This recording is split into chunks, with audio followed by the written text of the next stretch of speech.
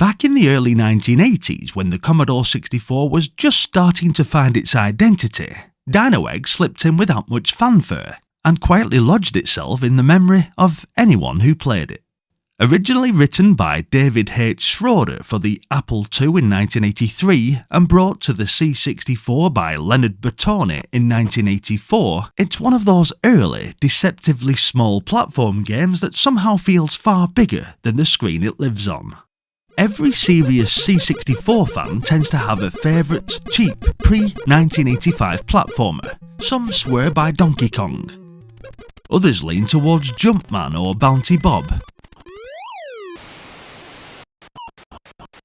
And the slightly off-centre crowd might champion Toy Bazaar. I've got time for most of them, but Dino Eggs tops my little list. The premise is gloriously improbable. You are Time Master Tim, inventor of a time machine, and unfortunately, carrier of a prehistoric plague. After wiping out the dinosaurs by accident, you decide the only sensible solution is to go back and rescue them by bringing them forward in time. What happens next is anyone's guess, but that's not our concern. Your job is to simply save as many eggs and hatchlings as possible while trying not to get flattened in the process. Each level drops you onto a cliff face where mother dinosaurs have laid their eggs. At first it looks straightforward. Knock rocks aside, collect eggs, 3 at a time unless you've picked up a power pod, and warp them to safety. But the moment you light that first fire, the level wakes up. The fire isn't decorative, it's your only reliable way of keeping Dino Mom's enormous foot from stamping you into history. No fire, no mercy.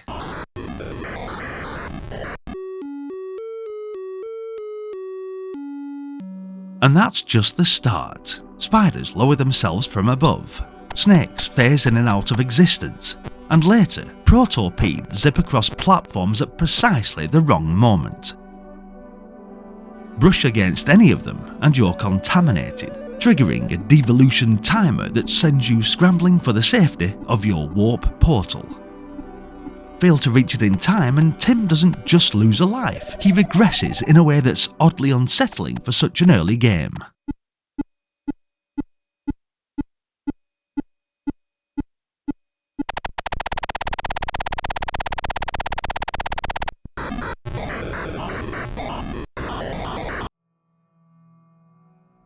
Eggs don't politely wait around either. They hatch. Baby dinos wobble about with no sense of self-preservation. Quite happy to wander into your fire or towards a descending spider. Jumping over them cages them in a force field so you can warp them home, and you'll earn more points for rescuing a live hatchling than an egg. Greater risk, greater reward, and usually greater panic. For a 1983 design running on the C64, there's a remarkable amount happening. You're juggling lives, a power meter, fire management, enemy timing, hidden items under boulders, and the decision of when to warp out. You can abandon a level early, but you'll be penalised for what you leave behind. On higher stages, you'll need 2 fires burning at once, with fewer logs available. It stops being a simple platformer and starts feeling like controlled plate spinning. Graphically, it's bright and bold, with an unusual sense of scale that somehow works. The cascading rocks are still satisfying to watch, and the shifting mountain backdrops give a subtle sense of time passing. Sound is restrained but effective, the warning pulse as contamination sets in, the warp effect, the slight musical stings between stages. What makes Dino Eggs endure is how responsive it feels. The controls are precise, and even when things go wrong, you usually know why. Early levels are forgiving enough for newcomers, but the difficulty curve tightens quickly. By the time spiders, snakes, and protopedes are all sharing the same screen, you're planning 3 moves ahead and hoping your fire placement wasn't a mistake 5 minutes ago. I first played Dino Eggs when I was small enough to think managing 2 burning logs at once was high-level responsibility. It felt oddly serious at the time, less a game or a prehistoric crisis management simulator. Coming back to it now, it's impressive how little that feeling has changed. The levels are short, which is dangerous because you convince yourself you've got time for another attempt and suddenly the evening's disappeared. And when the fire starts to fade and Dino Mom's foot begins its slow, deliberate descent, there's still that familiar realisation that you've miscalculated something basic again.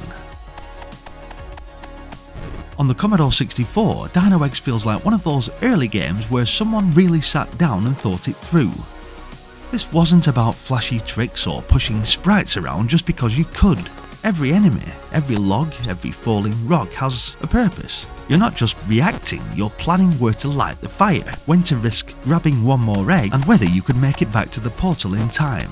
It's straightforward on the surface, but the longer you play, the more you realise how carefully it's put together. That's why it's lasted. In the end, Dino Eggs isn't just a quaint early platformer.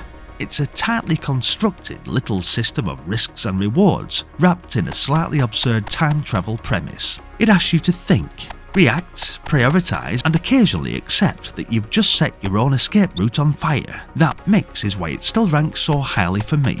If you've never given it a proper go on the Commodore 64, it's well worth revisiting. The cute little dinos still need rescuing, and Time Master Tim still needs someone competent at the joystick. Big thumbs up. Thanks for watching guys, hit the like button if you enjoyed the video, and be sure to let us know what you thought of Dino Eggs in the comment section. As always, your continued support is massively appreciated, so hit that subscribe for more content just like this. Check out the various playlists on the channel for more Commodore titles, and maybe stick around, as there's another one coming up right now. Hopefully, I'll see you all in the next one. Until then, bye for now.